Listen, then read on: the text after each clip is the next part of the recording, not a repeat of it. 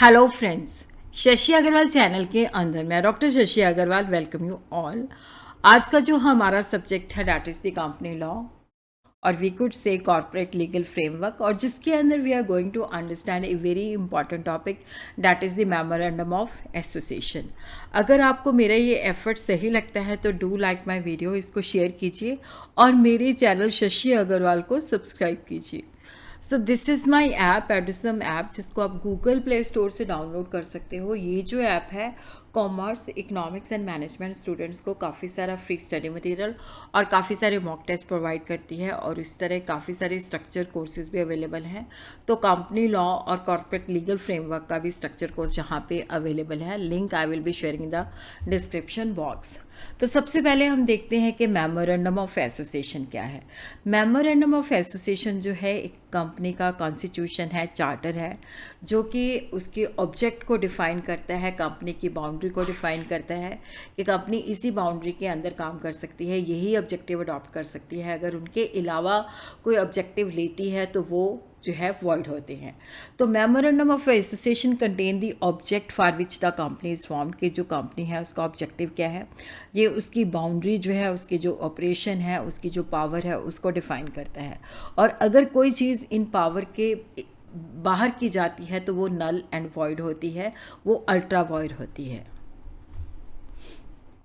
Memorandum of association जो है एक इम्पॉर्टेंट डॉक्यूमेंट है।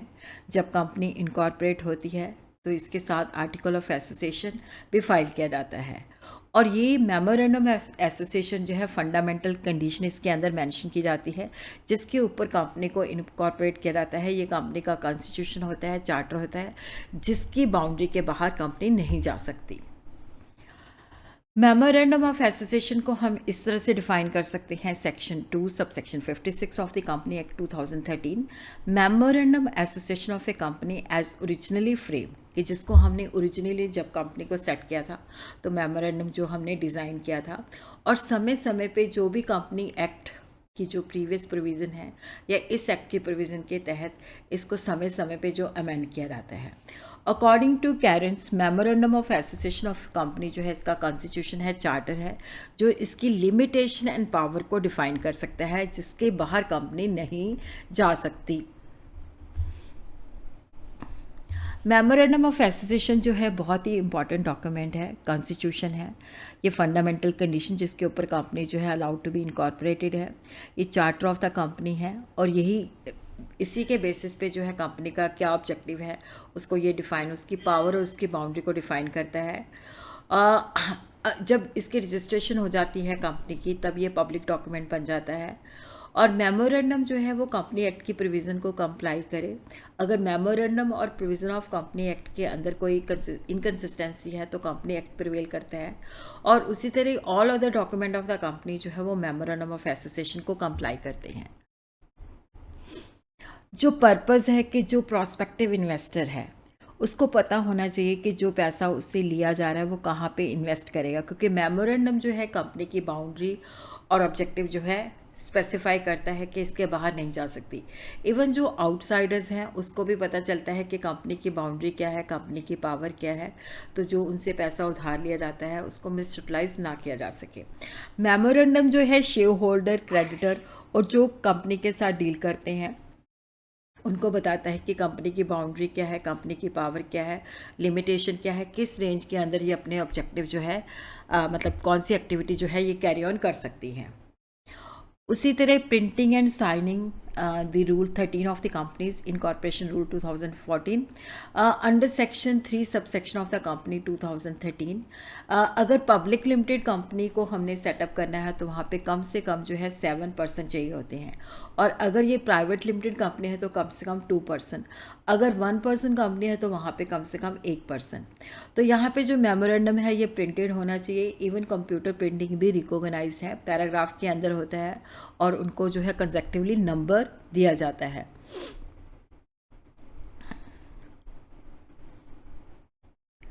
और उसी तरह देखो जो इसका जो सब्सक्राइबर्स होते हैं वो वही बन सकते हैं जिनके पास capacity to enter into contract होते हैं। आर्टिफिशियल और नेचुरल पर्सन जो है वो मेमोरेंडम ऑफ एसोसिएशन को सब्सक्राइब करते हैं। अगर कोई अनएजुकेटेड सब्सक्राइबर है तो उसका जो थंब इम्प्रेशन है वो ड्यूली अटेस्टेड होना चाहिए। फॉर्म ऑफ मेमोरेंडम जो है, जैसे table A for company limited by for shares, table B जो है company limited by guarantee which is not having share capital, table C for company which is limited by guarantee but having share capital, table D जो है unlimited company but not having share capital, table E जो है unlimited company which is having share capital. तो content of memorandum of association जिसको section 4 deal करता है, name clause, registered clause, object clause, liability clause, capital clause and association clause. Nomination और succession clause जो है वो 1 पर्सन कंपनी के अंदर कंपल्सरी होता है। ये जो क्लॉज होती है 1 पर्सन कंपनी के अंदर होती है। तो सबसे पहले we are going to understand the name clause.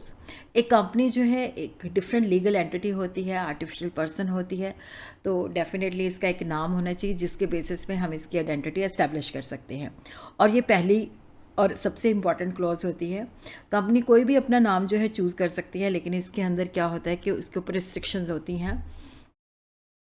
According to rule 8 of the companies incorporation rule 2014 कि जो नेम है वो अनडिज़ायरेबल नहीं होना चाहिए।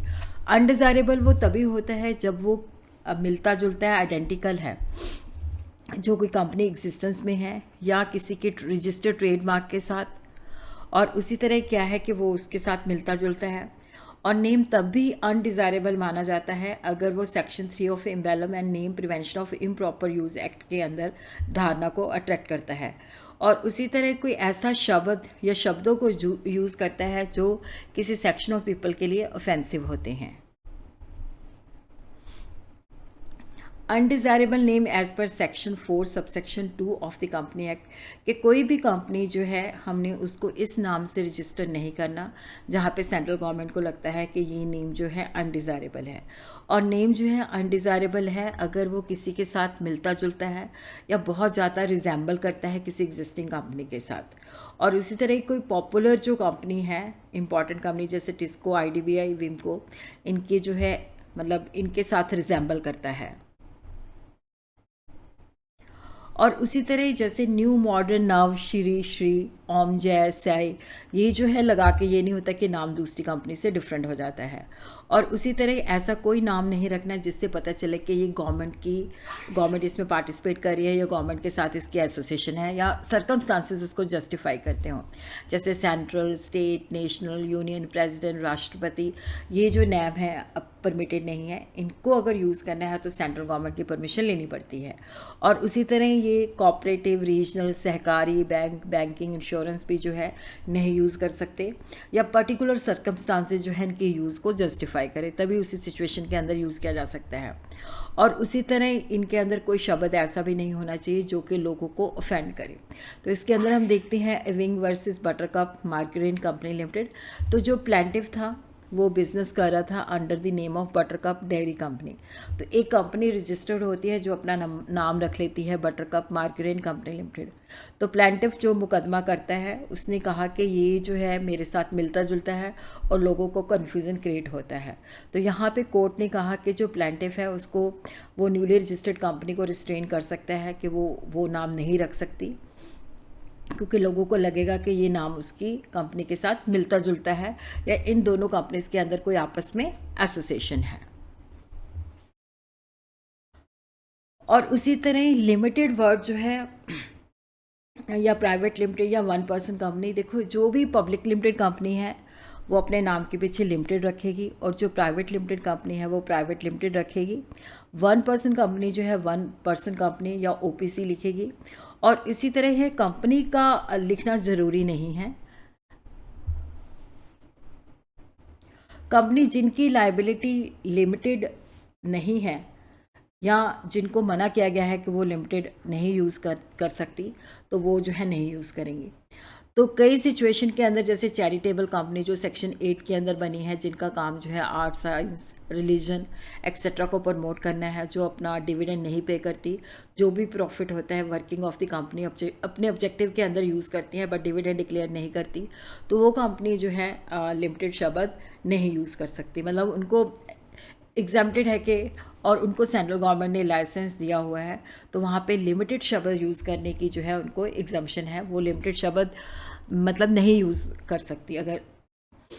उसी तरह publication of name section 12 subsection 3 of the companies act कि यहाँ पे क्या है कि जो भी कंपनी का नाम है और इसका रजिस्टर्ड ऑफिस का एड्रेस है, वो जहाँ पे भी बिजनेस एक्टिविटी करती है हर एक जगह पे उसको लगाना है। अगर कंपनी की कोई सील है तो वहाँ पे नेम जो है लेजिबल करैक्टर के अंदर इनग्रेव्ड होना चाहिए।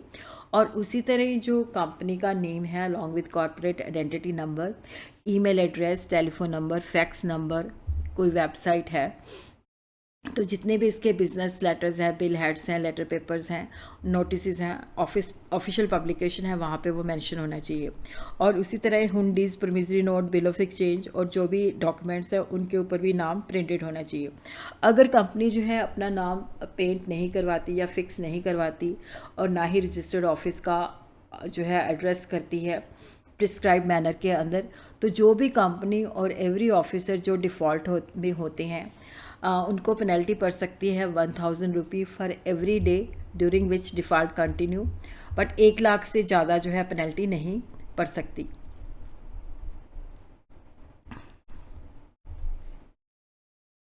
तो सेकंड क्लॉज जो है रजिस्टर्ड ऑफिस क्लॉज है, जिसको सेक्शन 12 डील करती है कि कंपनी का रजिस्टर्ड ऑफिस होना चाहिए, क्योंकि रजिस्टर्ड ऑफिस जो है जिस स्टेट के अंदर है, जिस जगह पे है, वही उसका डोमिसाइल डिटरमिन करता है, क्योंकि रजिस्टर्ड ऑफिस के अंदर सारी कम्युनिकेशन जो है रिसीव होती है। तो ये जो ऑफिस है जब कंपनी इनकॉर्पोरेट हो जाती है तो उसके विदिन 30 डेज जो है इसकी इनकॉर्पोरेशन के होना चाहिए। और उसी तरह ही जब भी रजिस्टर्ड ऑफिस की जो जहाँ पे नोटिस जो है इसका या कोई भी चेंज होती है तो विदिन 30 डेज जो है रजिस्ट्रार को देनी होती है। रजिस्टर्ड ऑफिस जो है कंपनी का परमानेंट एड्रेस होता है। तो यहाँ पे स्टेट जहाँ पे रजिस्टर्ड ऑफिस सिचुएटेड है, address of the registered office of the company, और रजिस्टर्ड ऑफिस जो है must exist with in 30th from the day of incorporation of the company. और रजिस्टर्ड ऑफिस जो है जिस स्टेट के अंदर है, जिस प्लेस है पे है, तो वही इसका डोमिसाइल जो है डिटरमिन करता है।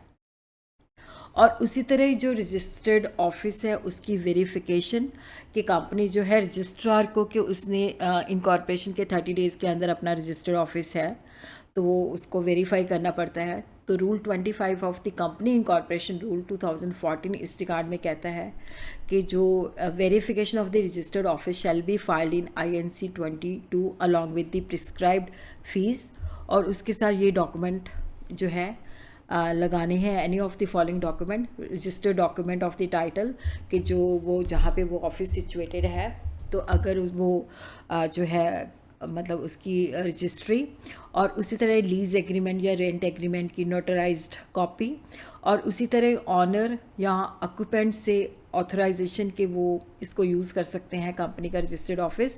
और उसी तरह कोई टेलीफोन का बिल, गैस, इलेक्ट्रिसिटी का बिल जो है उसके साथ लगा सकते हैं। तो इनमें से कोई एक डॉक्यूमेंट जो है उसके साथ लगाया जाता है उसकी वेरिफिकेशन के लिए।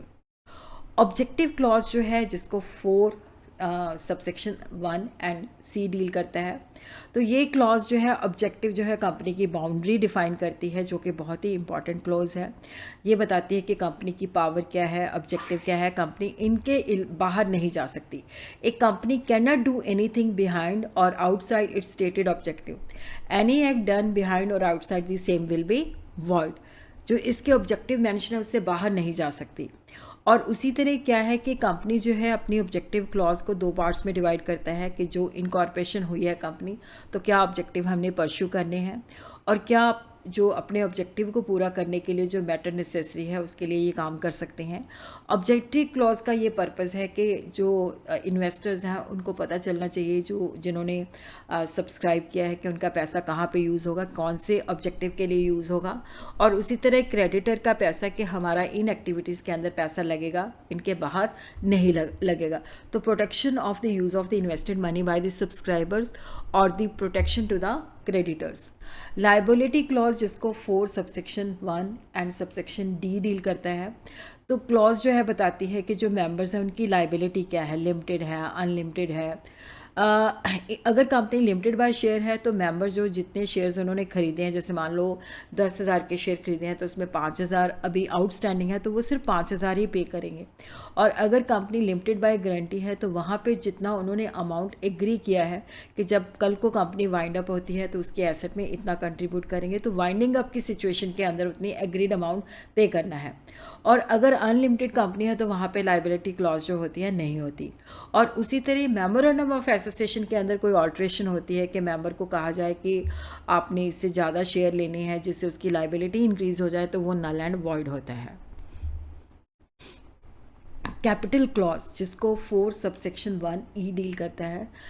यहाँ पे क्या है कि ऑथराइज्ड कैपिटल कितनी है, नॉमिनल कैपिटल कितनी है, और किस तरह से शेयर को हमने डिफरेंट कैटेगरीज़ के अंदर डिवाइड किया है। जैसे इक्विटी शेयर्स हैं, इक्विटी शेयर्स को आगे हम 2 तरीके से कर सकते हैं, equity shares with voting right और डिफरेंशियल वोटिंग राइट्स। उसी तरह nature of these shares they should be, मतलब ये जो शेयर्स हैं इनके बारे में जो फर्दर डिटेल होती है, एलाबोरेशन होती है, वो आर्टिकल्स में होती है। जो मनी को उधार लिया गया है या डिबेंचर होता है वो कैपिटल का हिस्सा नहीं होता। और उसी तरह देखो जो कैपिटल ऑफ द कंपनी है may be divided into different categories, equity shares and preference shares. Equity share को हम फर्दर 2 हिस्सों में क्लासिफाई कर सकते हैं, with voting rights and with differential rights as to dividend and voting. Association और subscription clause, ये जो क्लॉज है जिन लोगों ने एग्री किया है कि हमने मेमोरेंडम को सब्सक्राइब करना है, हम इस कंपनी के साथ अपनी विलिंग से एसोसिएट होना चाहते हैं, तो एसोसिएशन क्लॉज को हम इस तरह से रीड कर सकते हैं, we the several person whose name and address are subscribed are desirous of being formed into a company in pursuance of the memorandum of association, we respectively agree to take the number of share in the capital of the company set opposite our respective names। तो यहाँ पे क्या होता है कि subscriber जो है sign भी करते हैं, उनका ऑक्यूपेशन, एड्रेस वगैरह मेंशन होता है, और ये भी बताया गया है कि उन्होंने कितने शेयर लिए हैं, और किसी ने भी 1 से शेयर जो है कम नहीं लेना। The memorandum has to be signed by each subscriber in the presence of at least 1 witness, जो उनके सिग्नेचर को अटेस्ट करता है। तो एक विटनेस जो है नेसेसरी होता है, पर ये नहीं एक सब्सक्राइबर दूसरे सब्सक्राइबर के जो सिग्नेचर है उसको अटेस्ट कर रहा है, तो ये जो है परमिटेड नहीं है। उसी तरह अगर 1 पर्सन कंपनी है तो उस सिचुएशन के अंदर ये नॉमिनेशन और सक्सेशन क्लॉज होती है, क्योंकि वहाँ पे 1 पर्सन है तो उसको नॉमिनी करना पड़ता है कि कल को अगर कुछ हो जाए तो कौन कंपनी को मैनेज करेगा। तो there is a requirement to have 7th clause to describe the nominee in the event of the death of the subscriber. तो यहाँ पे नॉमिनी की प्रॉपर रिटन कंसेंट ली जाती है INC 3 फॉर्म के अंदर, नॉमिनेशन को form INC 2 along with the written consent form INC 3 जो है रजिस्ट्रार ऑफ कंपनी के साथ जब इनकॉर्पोरेट होती है तो मेमोरेंडम ऑफ एसोसिएशन और आर्टिकल ऑफ एसोसिएशन के साथ भेजा जाता है।